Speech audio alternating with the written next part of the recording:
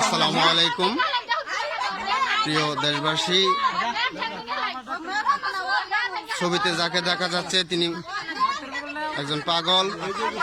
তাকে রাস্তা থেকে ধরে এনে হাসিনা নামক এক মহিলা তার পা দুটো ভেঙে দিয়েছে এবং তাকে প্রচন্ড টর্চার করেছে এবং মারার পরে ওনার শরীরে মরিচ ভেঙে দিয়েছে।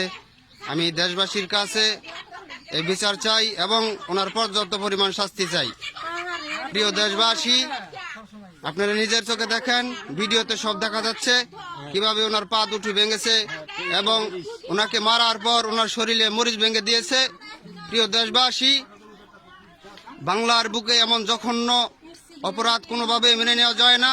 আমরা তার তীব্র নিন্দা জানাচ্ছি এবং বাংলাদেশ সরকারের মাননীয় প্রধানমন্ত্রী জননেত্রী শেখ হাসিনার কাছে এর বিচার চাই।